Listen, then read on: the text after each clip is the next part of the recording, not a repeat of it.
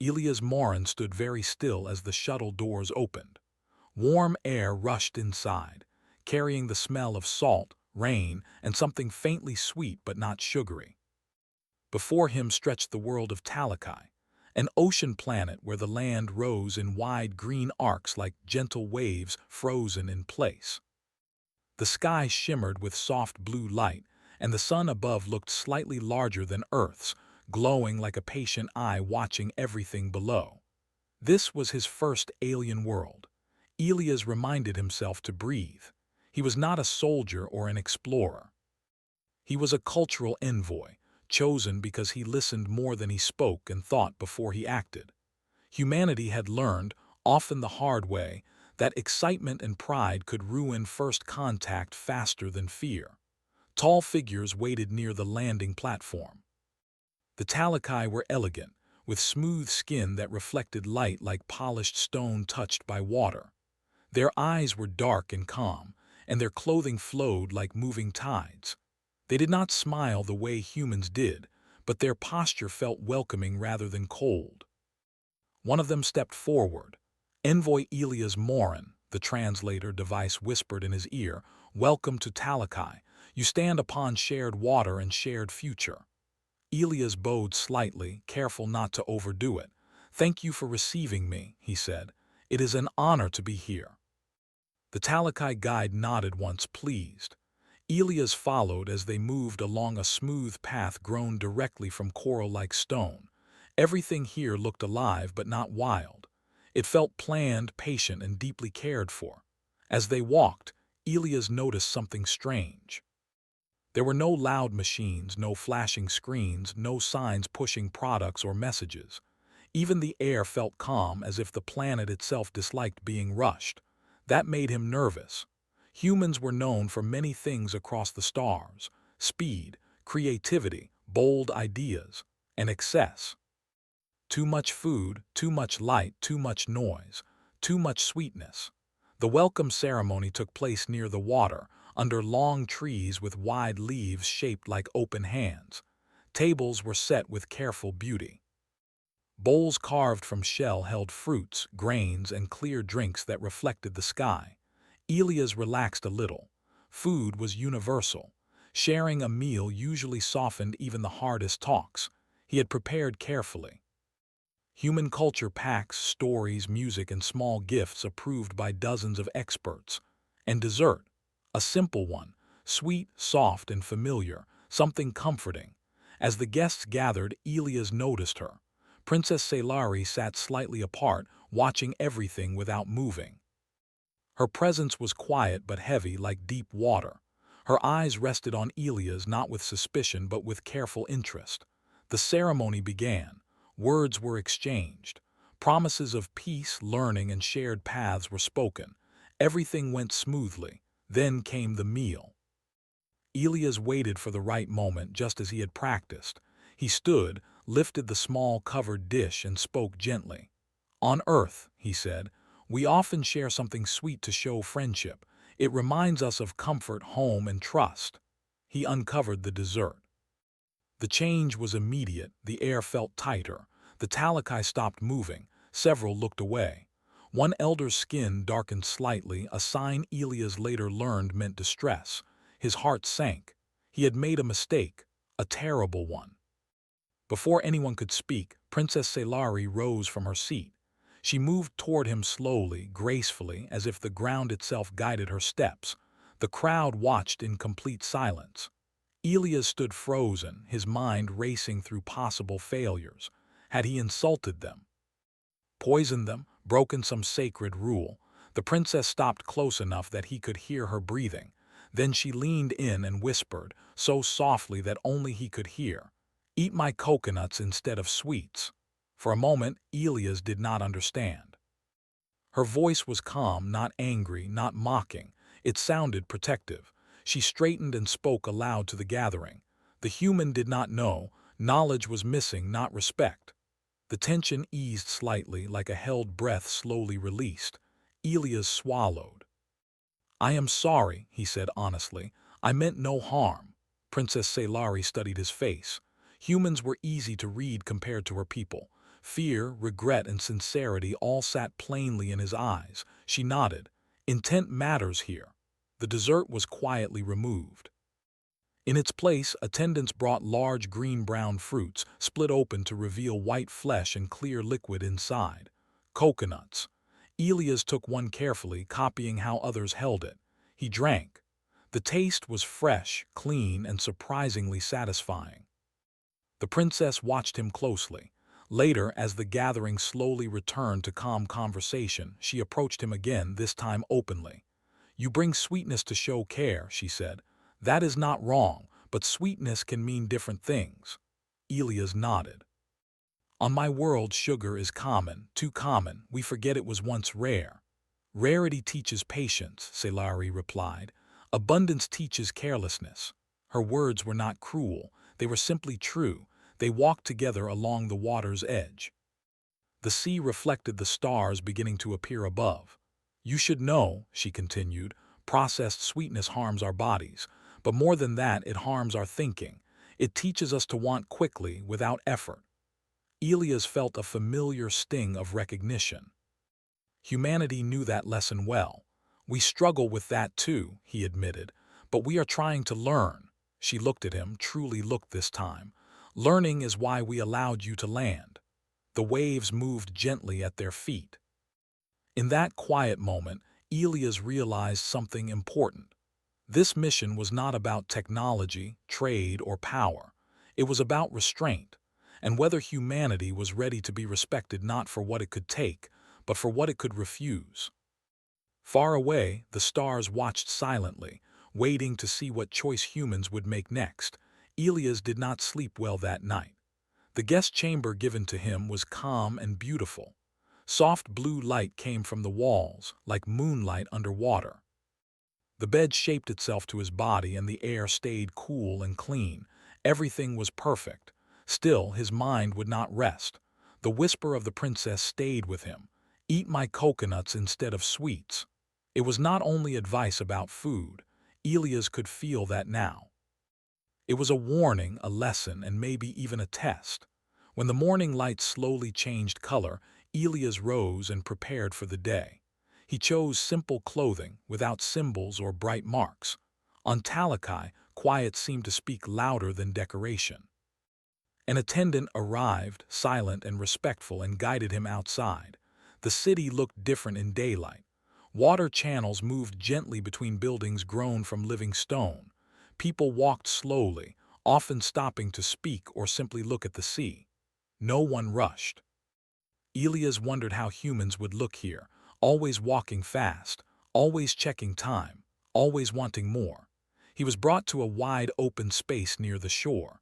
Long rows of trees grew there, heavy with green coconuts. Workers moved between them, not cutting or rushing, but checking, touching, listening. Children watched and helped, learning by seeing. Princess Scifi waited near the water. She greeted him with a small nod. "You asked for understanding," she said. "Understanding begins with work." Elias blinked. "Work," she handed him a simple tool, smooth and curved. "Today you help." No cameras, no speeches, just work. They moved among the trees. Scifi showed him how to tell when a coconut was ready, not by size but by sound. She tapped gently, listening. Elias tried and failed many times. The sounds blended together to his ears. "You are listening with impatience," she said calmly. He laughed softly, embarrassed. "That sounds very human." "Then you must unlearn a little," she replied. Hours passed. Elias' hands grew sore. Sweat ran down his back. Still, he felt strangely calm. Each task was simple, no rush. No reward promised except completion. At midday they rested. Fresh coconut water was shared. Elias drank deeply, grateful. "Why show me this?" he asked. Scifi looked toward the sea. "Because many who come from the stars show us gifts, machines, and pleasures. They say, this will make life easier. Few ask what life means to us." Elias nodded. "Humans often confuse easy with good." She looked at him sharply. "That awareness is rare."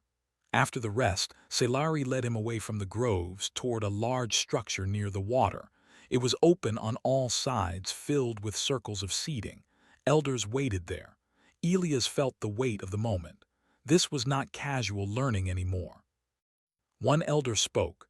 Human envoy, you offered sweetness without knowing its cost. Now you may learn the cost. A screen of living water rose before them, forming moving images. History unfolded. Long ago, the Talakai had discovered artificial sweetness through trade. At first it brought joy, energy, excitement, then sickness, dependence, short tempers, short thinking. Their society almost broke. We nearly lost ourselves, the elder said, not to war, to desire. Elias felt his chest tighten. Humanity knew this story. Not exactly, but close enough to hurt. We removed sweetness, Selari continued, and rebuilt slowly. We chose effort, time, waiting. Another elder leaned forward. Now others wish us to return to that path. They say restraint is weakness. Elias understood. This was the real reason he was here. A powerful trade alliance wanted Talakai resources. To get them, they offered luxury, pleasure, and comfort. Sweets were only symbols. The real offer was escape from patience. What do you want from humanity? Elias asked quietly. Selari answered without hesitation. We want to know if you will push us or walk with us. That night, Elias recorded a message to Earth. He did not polish his words. He spoke plainly. Talakai does not need saving, he said. They need respect. If we push comfort and speed, we will lose them. If we show restraint, we may gain something rare, trust. He sent the message, unsure how it would be received. The next days tested him. Representatives from the trade bloc arrived. They were polite, charming, and loud. They laughed easily and spoke of growth, pleasure, and progress. They brought displays of colorful foods, drinks, and entertainment. Elias watched Talakai faces grow uneasy. The trade bloc leader smiled at Elias. Surely humans understand the value of enjoyment. Elias smiled back calm. We understand its danger too. The leader laughed, but his eyes hardened. A public gathering was called. The people of Talakai came to listen. No guards, no barriers. The trade bloc spoke first, promising ease and luxury. Then Elias stepped forward. He did not attack. He did not insult. He spoke of earth, of mistakes, of learning too late, of sweetness that felt good but cost health, focus, and time. We are still learning to say no, he said. But we have learned this. What is easy today can steal tomorrow. Silence followed. Princess Selari stepped beside him. She held up a coconut.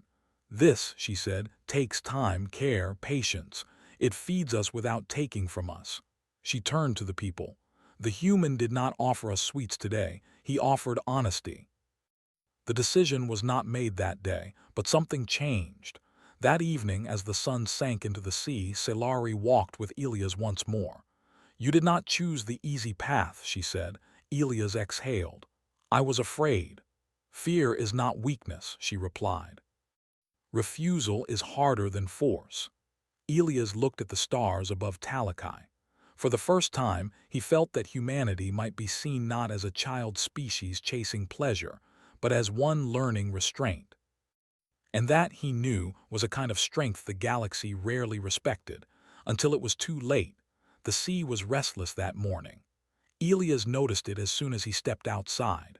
The water no longer moved in its slow, calm rhythm. Waves rose higher, breaking closer to the city's edge.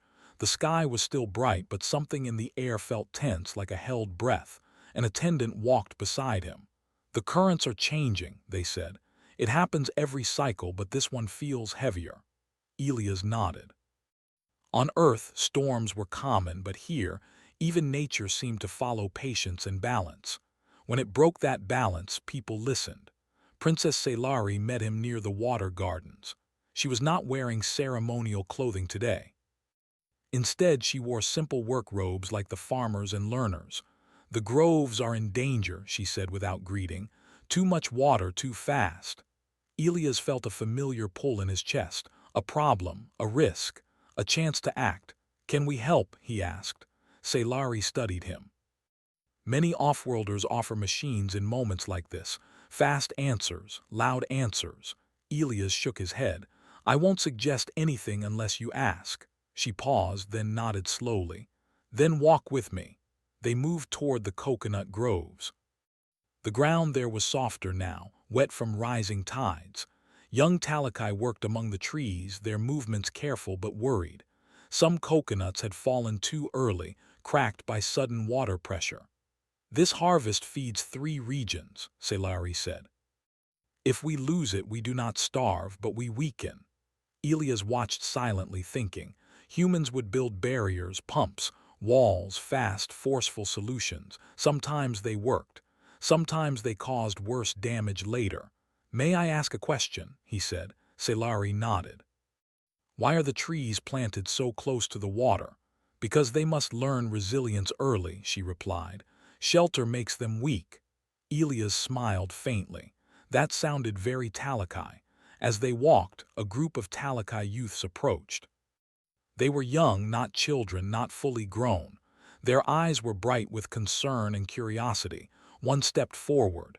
You are the human who refused sweetness, they said. Elias blinked. I suppose I am. The youth tilted their head. We are taught that refusing pleasure is wisdom, but we see humans often choose pleasure. Elias answered honestly. Yes, and we pay for it. The youths exchanged glances. Another spoke. If you pay, why repeat? Elias laughed softly without humor. Because learning is slower than desire. They seemed to consider this deeply. The storm grew stronger by midday. Water pushed into the lower groves. The elders gathered to discuss options. The trade bloc representatives watched closely, already offering help. We can deploy stabilizers, one said smoothly. Protect the harvest. All we ask is future cooperation. The room grew quiet. Elias felt the weight of the moment. This was the shortcut. Fast help now, future cost later. Princess Selari looked at him. You may speak. Elias stood. He did not raise his voice. The problem is not the water, he said. It's timing. The trade bloc leader frowned. Explain. These trees are strong, Elias continued. They survived cycles before. The danger is sudden pressure, not water itself. If you slow the flow, not stop it, the trees can adapt. The elders listened closely. How? One asked. Elias hesitated. With planning, not force. Redirect currents temporarily. Use natural channels, not machines. It will take coordination. It will take time, another elder said. Yes, Elias agreed. An effort, the trade bloc leader scoffed. By the time you finish planning, the harvest will be gone. Princess Selari turned to the youths. You hear both paths, which feels like us. The youths did not answer immediately, then one stepped forward. The human speaks like our teachers, they said, slow but lasting. The decision was made. Work began immediately, not with machines but with people. Talakai of all ages moved together, opening old channels, reinforcing natural barriers, guiding water gently instead of fighting it. Elias worked beside them.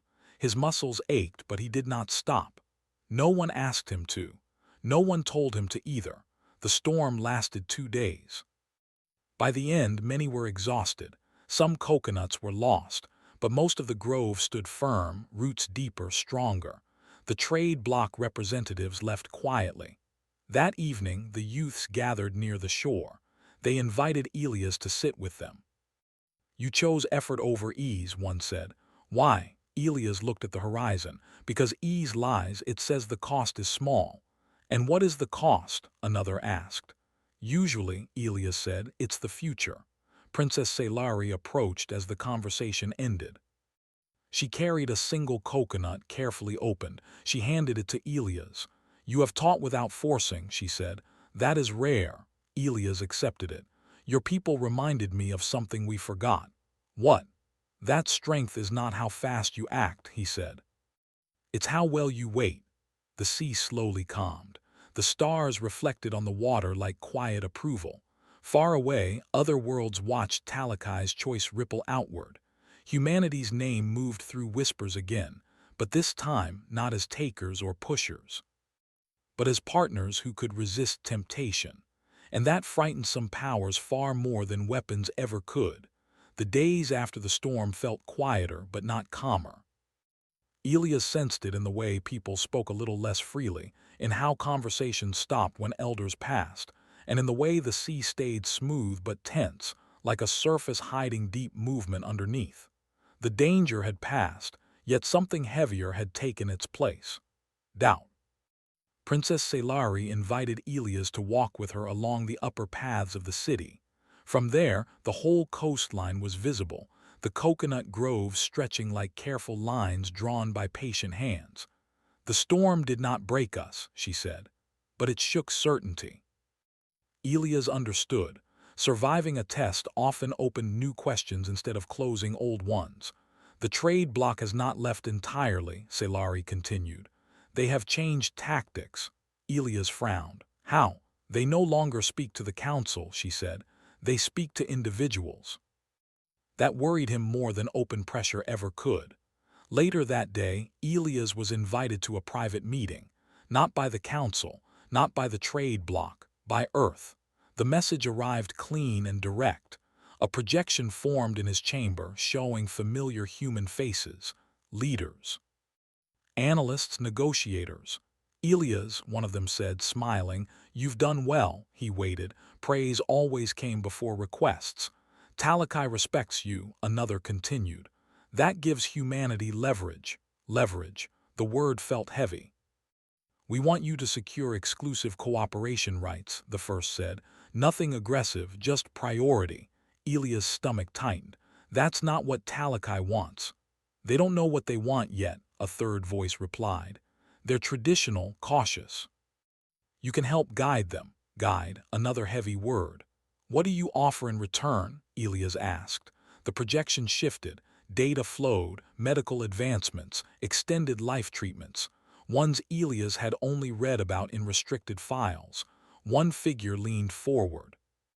"Elias, this could help your sister." His breath caught. They knew.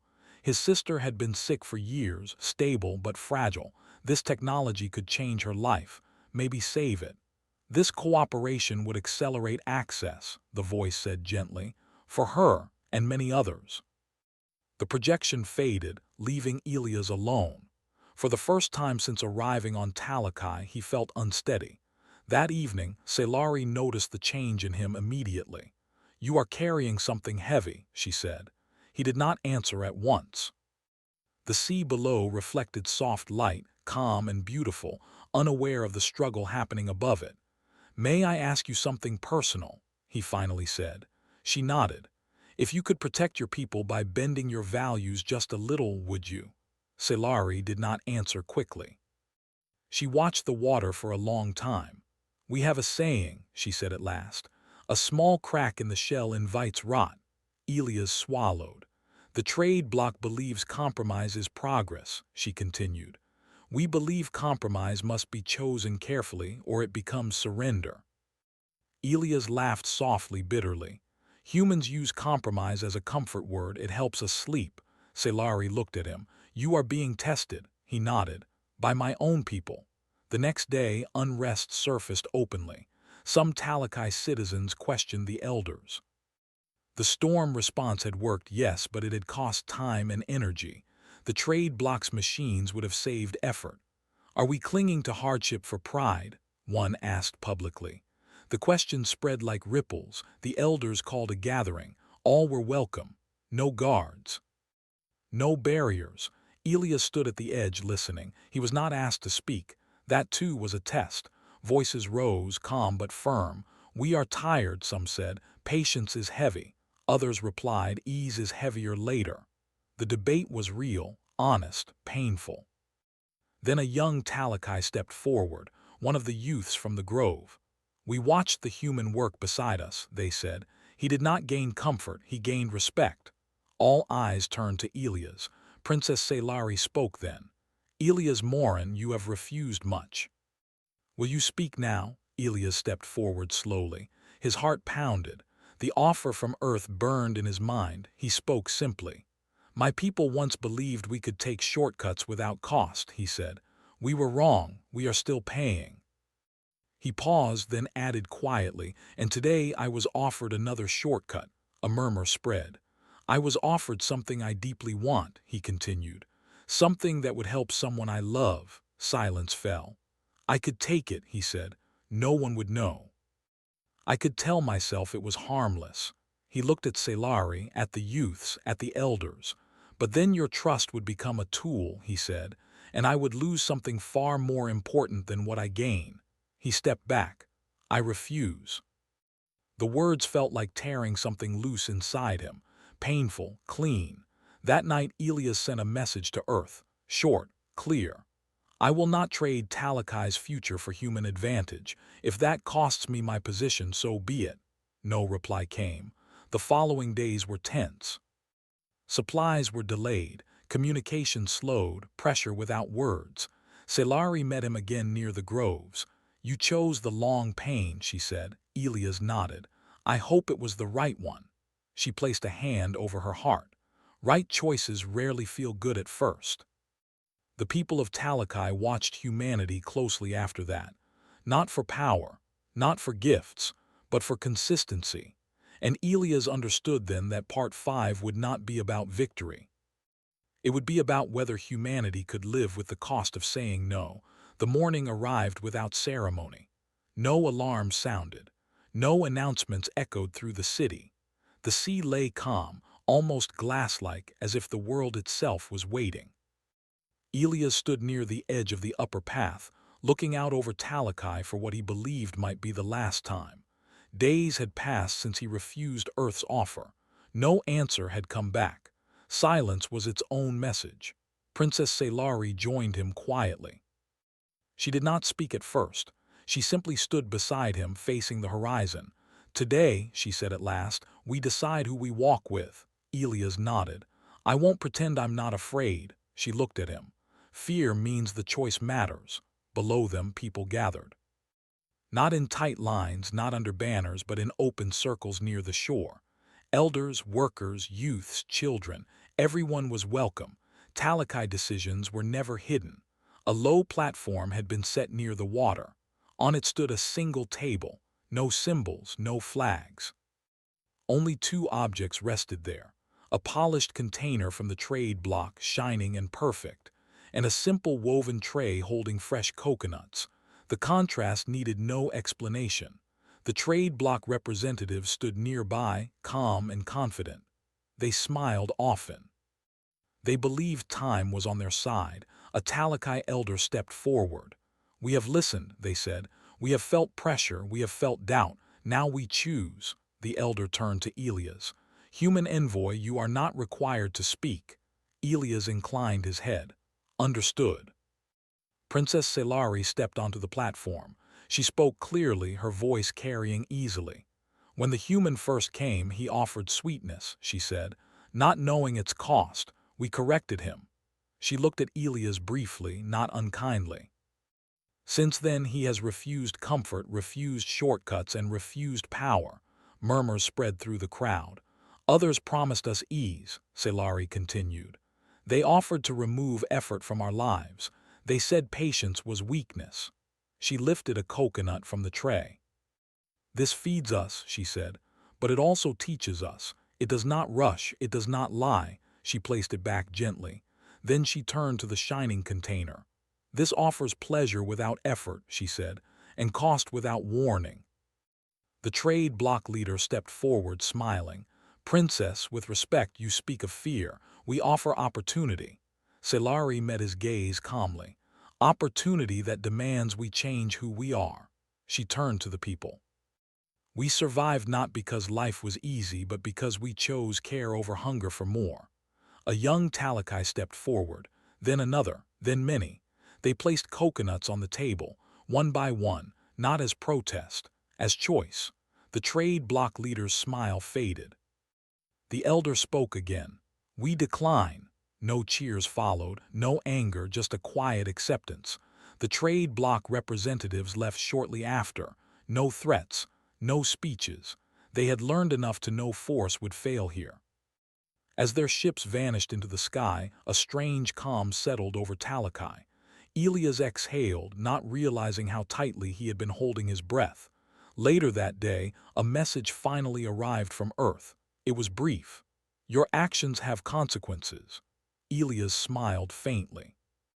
They always do, the message continued. Public response to your refusal has been unexpected. Support is growing. Many see Talakai as a mirror we needed. He closed his eyes. They have withdrawn the offer, the message concluded.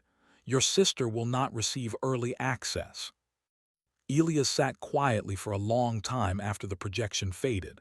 That evening, Selari found him near the groves. He was helping repair a small channel, hands dirty, movement slow. "You received word," she said. "Yes," he replied. She waited. "I lost something important," he said simply. She nodded. "And gained," he thought for a moment, "the right to look at myself without turning away." Selari placed a coconut beside him. Some sweetness lasts longer. As the days passed, word spread beyond Talakai. Other worlds noticed the refusal, not just Talakai's but humanity's, a species that could push but chose not to. That unsettled many.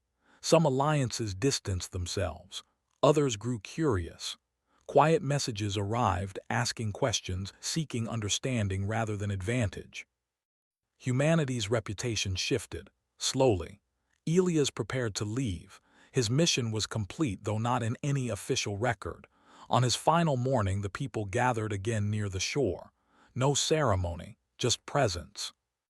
Princess Selari stepped forward and leaned close, just as she had on the first day. She whispered, so only he could hear, "Eat my coconuts instead of sweets," he smiled. "I will remember." As his shuttle lifted away, Elias looked down at Talakai growing smaller beneath him.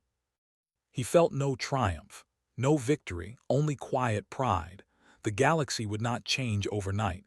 Humanity would stumble again. Desire was stubborn, but somewhere among the stars a story would be told, of a species that learned strength was not in taking, but in refusing, and of an alien princess whose whisper reminded